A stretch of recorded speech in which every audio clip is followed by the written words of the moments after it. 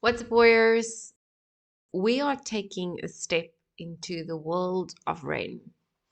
Woodiman very strongly suggested that I spend some time and I go through Rain's Troubles, chapter 1 to 8, to really understand Rain's world, to understand where he comes from, to understand him as a human.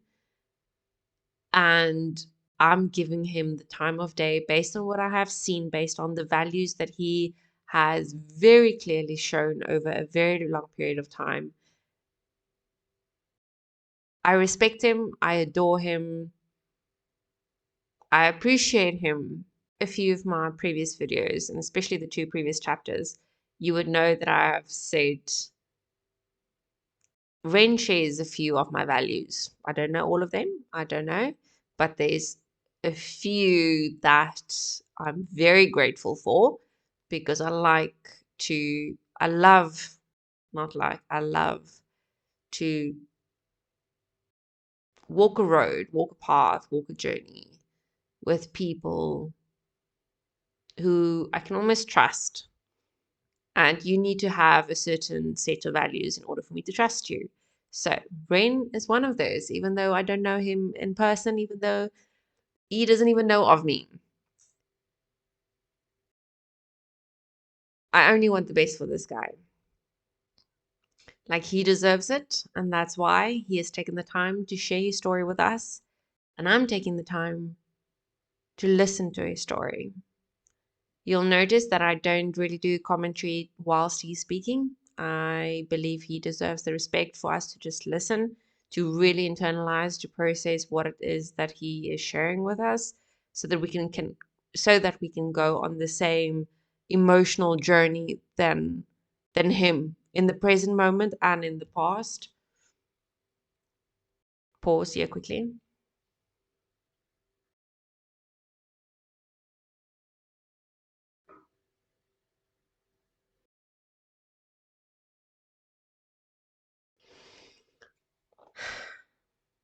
My therapist was scowling at my weekly anxiety and depression scores like a detective trying to crack a particularly stubborn case. There were no signs of improvement, and the scores followed no real measurable pattern that were consistent with bipolar. After nearly 2 years of talk therapy and taking enough medications to fill a pharmacy, he sat down with me and he dropped the bombshell that he didn't think that I had bipolar. In fact, he said that he didn't think that I had depression at all. And it was a very odd thing to be stripped of an identity in an instant. The reality was that a 20-minute in and out consultation 2 years ago led to 2 years of swallowing pills that I never needed and devoting so much of my time to managing the condition that I never actually had. The emotions inside me swirled around like a mismatched soup. On one hand, I was full of anger and I was bitter about the whole situation, but I was also hopeful that this new path could offer me the relief that I desperately needed. He told me he was going to refer me to an ME clinic in Bath. I'd never heard of it before, but instinctively true to character, I started researching it online as soon as I got home. Apparently, ME is the medical equivalent of a choose-your-own-adventure book, with tiredness as the only consistent plotline. There were no universally accepted reasons as to why the fuck it existed in the first place. It seemed it was largely accepted to be a post-viral condition, but that was all speculative because there were no clear consensus in the medical community what ME even was. The defining characteristic was a tiredness that wouldn't go away with rest. I could relate to this. In fact, I could more than relate to it. For anyone lucky enough to not have experienced this, if you want an idea of what it's like, force yourself to stay awake for 3 nights in a row. During this time, eat the food that makes you feel terrible, and in this sleep-deprived state, exercise until your muscles give out. By the 3rd day, you'll have a small insight into living with this condition. During the years post-stem cell transplant, where I recovered a lot of my health and functionality, I remember getting COVID and thinking it was a walk in the park compared to the first year of my illness. The difference was COVID lasted about a week. The thick of my illness lasted 8 years, and it only was getting worse. I pinned a lot of hope on going to that first visit at the ME clinic. It was a 6-month waiting list, God bless NHS wait times, but I felt excited to be surrounded by people who would understand me, where I could climb out of this nightmare. But my hopes were pretty quickly crushed during that first visit. I remember walking into a space that looked like a disused classroom where a bunch of people on chairs were sitting around in circles like Alcoholics Anonymous. I could feel a sense of camaraderie and that we all felt like dog shit. We were all confused and we were all desperately wanting to feel better. I believe at the time I was probably the youngest in the group.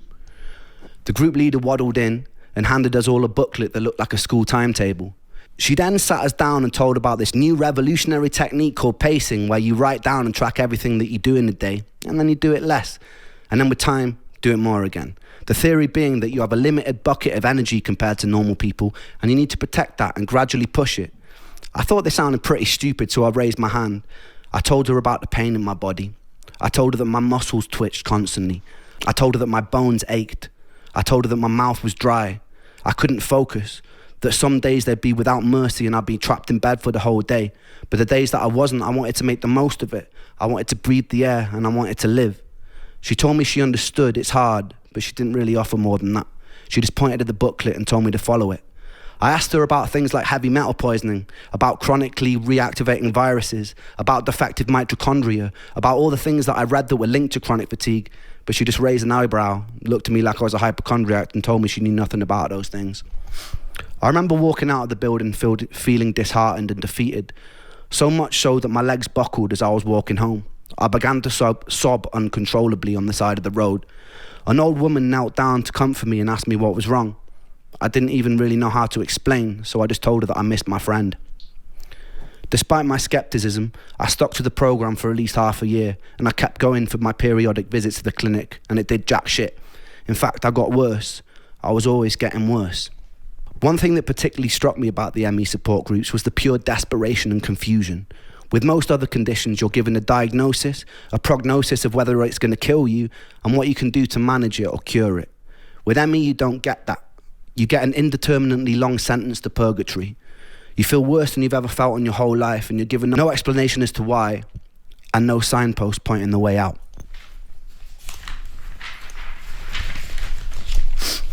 There was no selection bias to the people suffering. Members of the group were anything from esteemed ex-lawyers to single parents to former athletes. One thing I can say, these people were for the most part all extremely driven and collectively mourning their old lives. There's a stigma that because ME's predominant presentation of symptoms is tiredness, that its victims are just being lazy. I can tell you firsthand that me and every single person I've met with genuine ME would rather run 1,000 marathons than have to live another week with the tiredness and the unrelenting fatigue. We were at war with our tiredness, trying desperately to escape it, and some of us would go to extreme lengths to turn ourselves into guinea pigs to try and find ways out. Suicide was pretty common in those online support groups. It was around this time I was swallowed into the music industry. I was out busking on the streets one day and I noticed this sketchy, good-looking Mauritian guy with his arms crossed watching me, really intensely, as though he was studying every lyric coming out of my mouth. He approached me and asked me if the songs I was singing were mine. I said they were. A big smile was painted across his face, and he told me he just finished recording Plan B's latest record, which turned out to be The Defamation of Strickland Banks, one of my favourite albums of all time. He was looking for a new project to sink his teeth into, and he asked me if I'd come to London to record. We got into it. The whole time I felt dreadful, but this was a lifelong dream materialising in front of my eyes. So bit by bit, when I could, I'd get the train to London and start chipping away at my first ever album. I didn't really let on how I was feeling during this time because I didn't want to sabotage it. There would be times I'd finish up in the vocal booth after doing the take, excuse myself to go to the toilet, throw up from the dizziness I was experiencing, sometimes with specks of blood, and then I'd go back and pretend that nothing had happened. I'd be sitting around with the whole room spinning and would pretend I was fine. There was only so long that I was able to keep this up. Eric told me it'd be a cool idea for me to start going to industry showcases and start building buzz. Performing live like this was a whole new level of taxing that I wasn't ready for, but I was so ferociously ambitious that I just ploughed through. The usual way it would go is I'd be in the back of Charlie's car, the whole world would be spinning, I'd be trying my best to sleep in it all day, parked up outside of whatever venue or pub it was in London, trying to conserve energy for the show.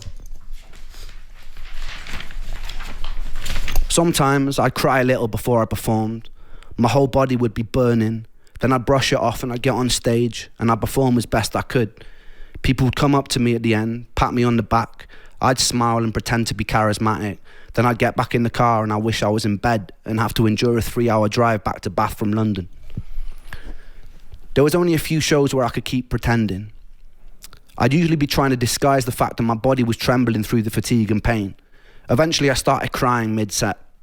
It became blindingly obvious to everyone working with me during that time that something was very wrong. I told Eric that I needed to take some time out. My plan was to live at home with my mum for a month maximum, get my energy back, and come and finish the record. That 1 month turned into 2 months, turned into 3 months, turned into 6 months. I'd pushed myself to total burnout. The distance led to me and that angel breaking up, in part because it was difficult to navigate a relationship when you have so much brain fog, and I didn't know what it was well enough to be able to explain it to her at the time. With a loud thud, I'd been jolted out of a Shakespearean storyline. I lost the record deal and I couldn't get out of bed. My friends from Trick the Fox never really called to check up on me. It felt like the whole world was moving at lightning speed without me. I had this amazing opportunity right in front of me and I was chained to the floor. I was alone, I was sick. I wished that my condition would get it over with and kill me, but it wouldn't, and it felt cruel that it wouldn't. It just let me rot in bed. The whole world would continue to turn and I would rot. In the next episode, I'm going to tell you about a fight with a television and losing my anal virginity to an 80-year-old man. Stay tuned for that.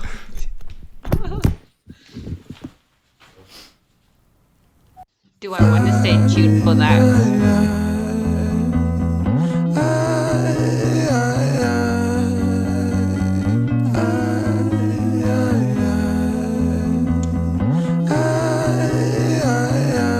Thought patterns are composed by a time bomb for an author, like pigs to the slaughter. A symphony of self-doubt sings out, breath starts getting shorter. Running water is the state that I wish to become. Instead, concrete envelops my movement and I'm rendered deaf and dumb, unable to heed the advice of others. Don't tell me things will get better, cause so far things haven't gotten better. I've got the sweater, poster child, bipolar, ADHD, therapist, wet dream.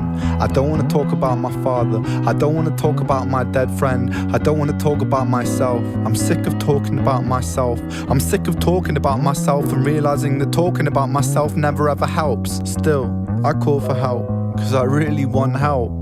But the pills didn't seem to help, and the therapist didn't seem to help. But still, I want help. I've danced with the devil in hell, I've sat in a prisonless cell, and here I always dwell, in this prison in myself. I do this thing where my mind travels back to the golden age. You know those times where you were carefree and everything was golden? The golden age. You know those times where everything was golden, where you were carefree and everything was golden? The hardest thing I ever had to do was come to terms with the fact that that time never really existed.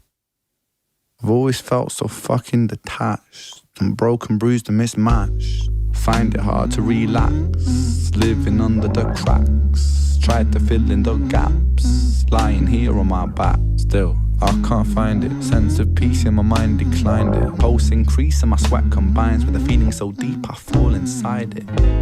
Depression, I hate you, depression. Your constant oppression, respond with aggression. They say depression brings you lessons. Constant stressing conceals blessings. You will grow in broken settings. Fuck those lessons, fuck depression. I've been living in your shadow for so long that I forgot how I can shine, how I can find a refuge in my mind. How am I meant to sit here and unwind? The planets align. I feel like I'm cursed, feel like I'm cursed to just be here to hurt. Feel like I'm cursed to just be here to bleed with my demons. Been feeling this way since birth. Depression, I hate you. Depression, I hate you. Depression, I hate you. Depression, I hate you. Depression, I hate you. Depression, I hate you. Depression, I hate you.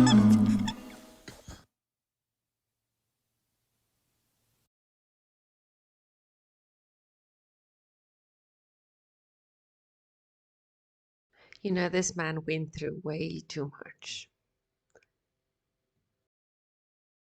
More than what a human should endure. And I have bitched and moaned so much in my life about shit. Misdiagnoses or no diagnoses at all.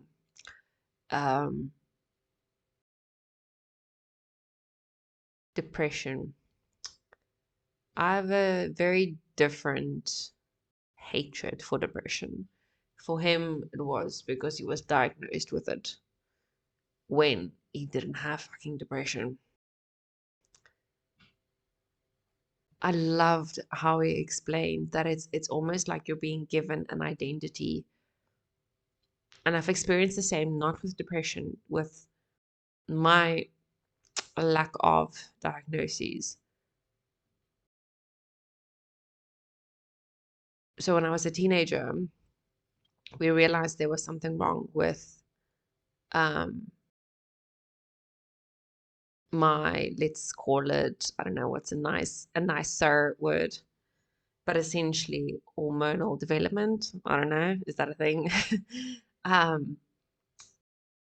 So I was a late bloomer, very late bloomer, but something was up, something was wrong. So a number of symptoms, very different to all the girls in my group. Didn't understand it, went to the doctor. He said, oh no, it will come right. We just need to put you on birth control. Biggest mistake of my life. I was 16 years old. I was not even 16. I was not even 16 yet. I was 15 and a half, I suppose. Put me on birth control. At that stage, I was not even sexually active, guys. Again, I was a very late bloomer. I kept my pants on. Went on to the birth control pill. I thought, I'm so cool because now I'm on this pill, now I'm a big girl. I'm an adult woman now, all that bullshit. Just to realize my problem is not solved. So whenever I went off birth control, just shit went haywire. Like, it was crazy. A month before I turned 20, I went to get scans done because I felt the most extreme pain during menstrual cycles, and I've like to the point where I felt like I do not have enough space in my abdomen for all my organs. Like, my organs were crushing each other. So I went for a scan, and they told me shit like my womb is oversized, and I have until the age of 20 to have kids because after that I won't be fertile. I'm like, you have got to be kidding me right now, because it's a month before I turn 20 and I do not even have a fucking boyfriend. So how am I supposed to pop out a baby? And that was terrifying. That was terrifying. Despite the childhood that I had, I've always wanted to have kids if I can raise them in a safe country, not my country. If I can go somewhere where I can raise them safely and raise them well and not put them through the same shit that I went through. So yeah, as a 20-year-old, my dream was shattered. I won't be able to have kids. And fast forward 3 years, I've gone to gynecologists every 6 months for the 3 years. Everyone said, no, you just have a hormone issue. Your cycles are irregular. It's perfectly normal. Don't worry about it. Just stay on the pill. Now, for those of you who know and understand what is in contraceptive tablets, what does it do to female productive systems, for you who know that it actually makes us infertile and it gives us ovarian cancers, especially long-term, over long-term use. None of that shit's good. Okay, so that's not what nature intended. We were never supposed to suppress our hormones and preventing ourselves from getting pregnant. I mean, there's natural ways of doing it. I'm not going to go into the details. I mean, you all grown-ups. When did I get diagnosed? I was 25. I was 25. I went to see a different gynecologist in Cape Town. And for the first time since I was 16. Now, mind you, I was put on the contraceptive, between 15 and 16 of age, believing that my irregular cycles were perfectly normal, that everything else that my body went through was perfectly normal, apart from the fact that I have an oversized fucking womb and I won't have kids. And because, hey, I can't have kids, so who cares, right? My body, I can do what I want. So I've really strained my body, training extremely hard. 25 gynecologist looks at my hormone levels and does thorough scans and whatever else. And he tells me, listen, and he shows me on the monitor, and my ovaries look like cauliflowers. And yes, my womb was oversized. And I produced a lot more natural testosterone than what I should have. Okay, so now me doing bodybuilding, obviously putting my body through that much strain did not help because that forces my body to produce more testosterone so that I can recover quicker. Turns out the reason why my ovaries look like cauliflowers was because and the reason for my irregular cycles and all the other shit that my body went through, it's because I had polycystic ovarian syndrome, which is called PCOS. Well, we refer to it as PCOS or PCOS. Some people say PCOS. So, again, I was told you're not going to have kids. You have it way too bad. You can try all kinds of treatments. It's not going to work for you. We can scrape off the cysts, but they will just keep coming back.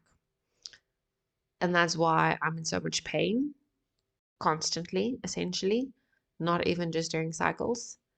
And basically, you kind of just have to deal with it.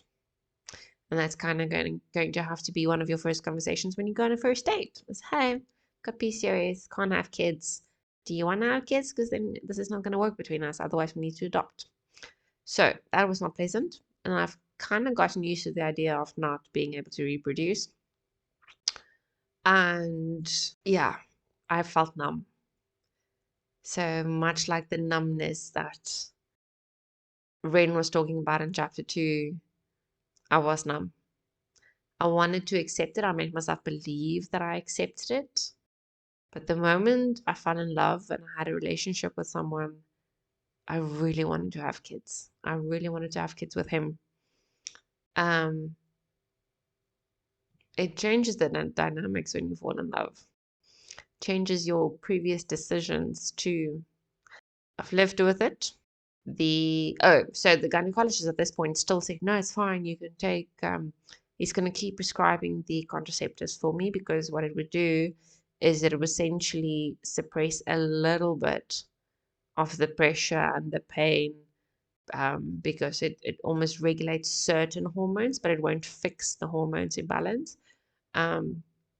So I won't have any skin issues. My weight gain will still remain an issue, all of this. Because I found it impossible to shake weight. I trained so fucking hard. I killed myself in the gym. And I did weight training, and people will tell you weight training and resistance training is what makes you lose weight, not necessarily just cardio, especially for women. I did my cardio. I did hours and hours of cardio with every day after the actual weight training. And excessive. I mean, I trained like a man. I was trained by a man. Well, several men, several other bodybuilders. Any guess? 2 years ago, turning 36 this year. No? How old am I? We're in 2025. I'm turning 35 this year. 2 years ago, I still believed I have PCOS. Well, I had PCOS really bad, and I have had it.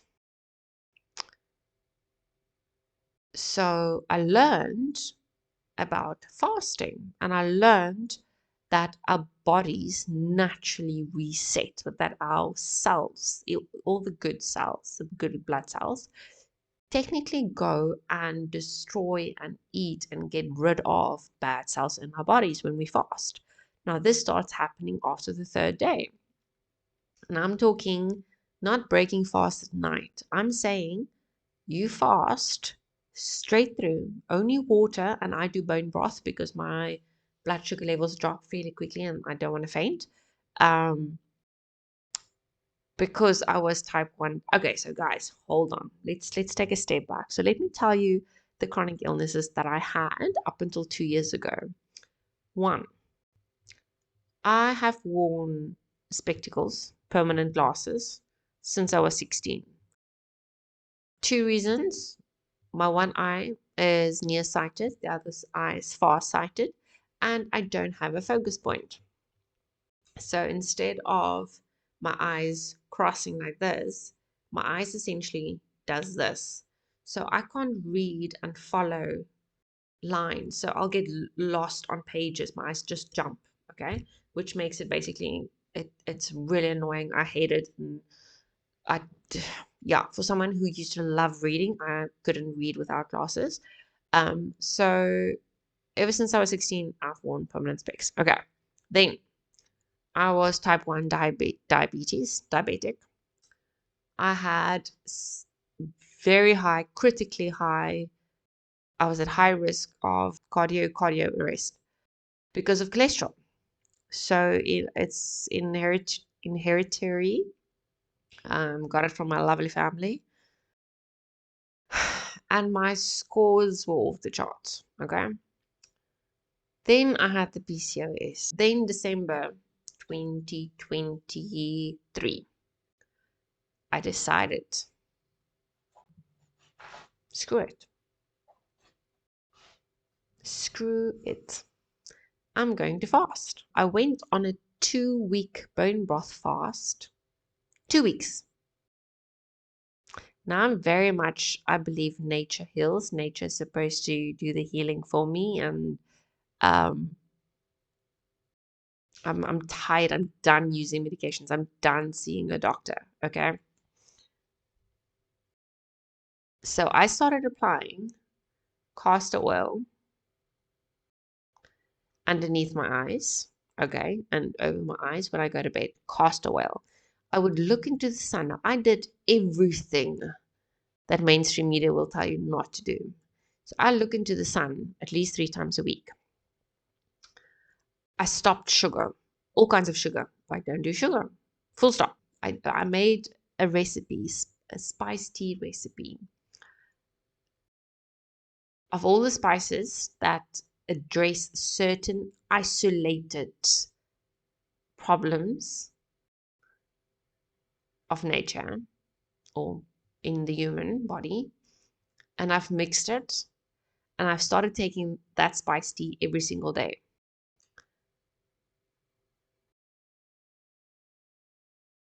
I completed my fast after 2 weeks.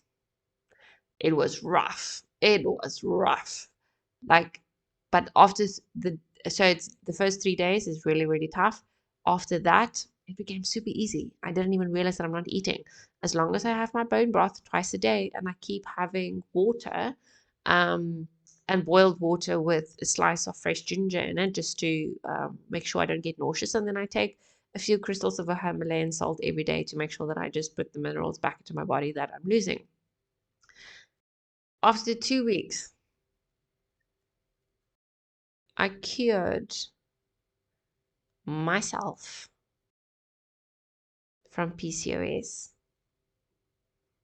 I don't have a single cyst on my ovaries. My cholesterol, nothing, zip, nada, zilch, foco. No more cholesterol. No more diabetes. No more glasses, spectacles. I haven't worn my spectacles in 2 years. Oh, year and a half. I haven't worn my glasses in a year and a half. And I sit in front of the PC all day, every day. I have maintained my routines, or what I did during the fast. So I would fast often. I fast every month. Not for 2 weeks though. I will lose a lot of weight. So I fast at least for 2 days, a month full on, and then I do intermittent fasting every single day. It's just I eat one meal a day. I drink a lot of coffee though. That's my problem. But I drink black coffee, no sugar, no milk. That's just how I like my coffee.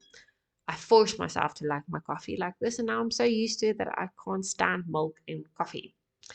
Um, I still really struggle with sugar though. I crave sugar all the time, and I do give into it. But the moment I eat sugar, my eye starts going blurry. Then I know I have too much glucose in my eyes. The cholesterol is my spice tea, the cayenne pepper. I drink cayenne pepper I drink cayenne pepper in my hot chocolate. And yes, there's a little bit of sugar in hot chocolate, but it's not, I don't add any other sugar. It's just the sugar that's already in it. So I tend to buy dark hot chocolate, which has far less sugar contents in it. But yeah, like I have cured myself. So I understand what Wayne is saying. Like he's gotten all those recipes and it's given him, I mean, wormwood. I drink wormwood every night because of parasites. It kills parasites within humans. So I actually do those things as a lifestyle. But I fully understand what he's saying, that it's not helping for him. The fasting doesn't help, the wormwood doesn't help, the um magnesium, it's not, because that's not his problem. That's not what's wrong with him. So obviously he has got Lyme disease. I know that now, but he didn't know it at the time. So yes, you will grasp at straws. I was desperate. I friggin' took contraceptive tablets because the doctor told me to, because he said I need to do that.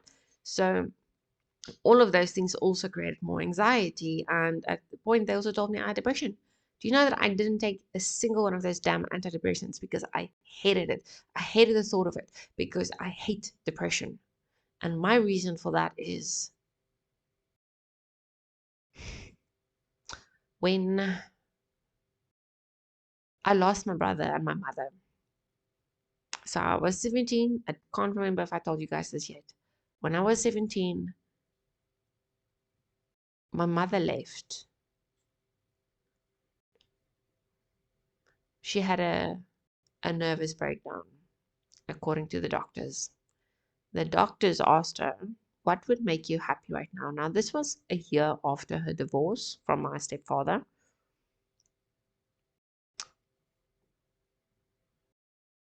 He, allegedly, not a great stepfather.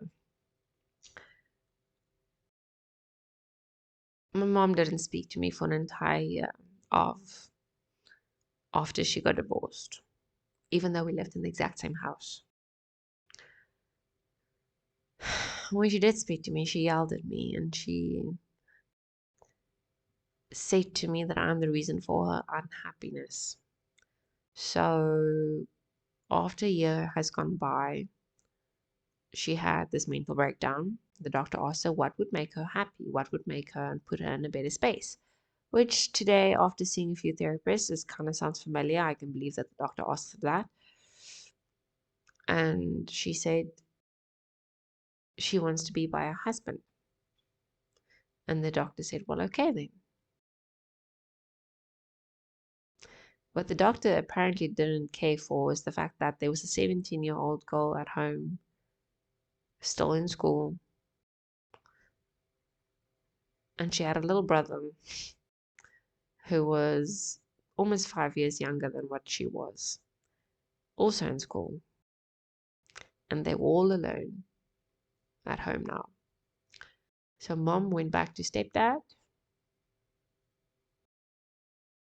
Social services came to show up at Big Sis' house after school. our apartment, and they said they are there to fetch my brother. And I said, but you can't do this. This is my brother. I will raise him. I raised him. I changed his diapers. I made sure that he bathed. I made sure that he did his homework.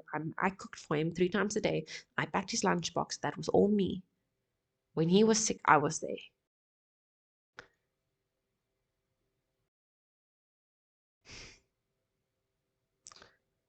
They said I'm too young to look after him, and I need to finish school. So they took him away from me.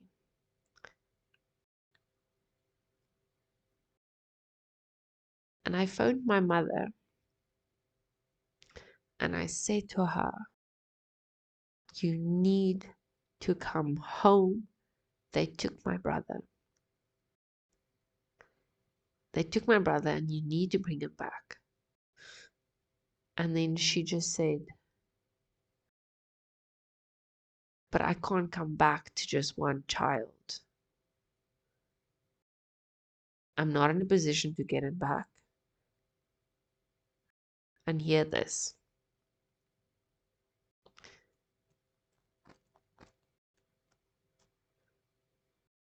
You are not good enough to come back to.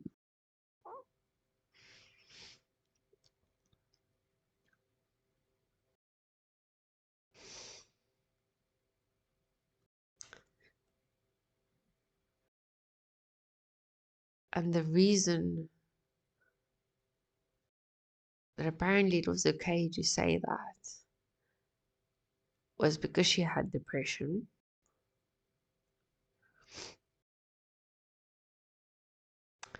And because she was on antidepressants. And all of these tablets made her wonky. It made her woozy, it made her dizzy, it made her say things. But you know, if anything, alcohol and being medicated, being intoxicated with anything, just makes you speak the truth. So I hate depression. And I promised myself that I would never have depression. So I get it. I made that my identity for a very long time. And Rain said the same. It became his identity to have depression, to have anxiety. And I did the same. I did the same with PCOS. It became a thing. It almost became an achievement. Oh, I'm 24 years old. Yeah, I've got PCOS. It sucks. That's why I'm overweight, or that's why my skin is terrible, or this, or social media. Let's fight for PCOS. Let's create awareness. And then I realized, but none of this is who I am. None of this is my identity. It's what I make it to be. Depression won't be my identity.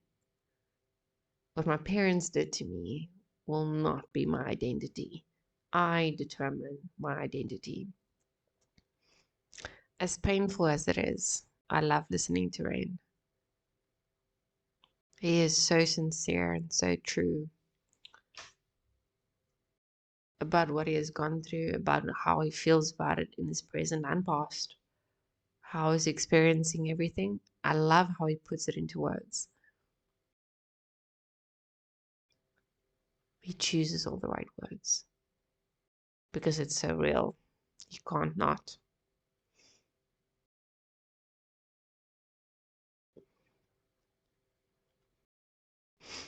But I'm excited to see what he has for us in his next chapters. So, Rain's Troubles, chapter 4 coming up. Check you in the next one.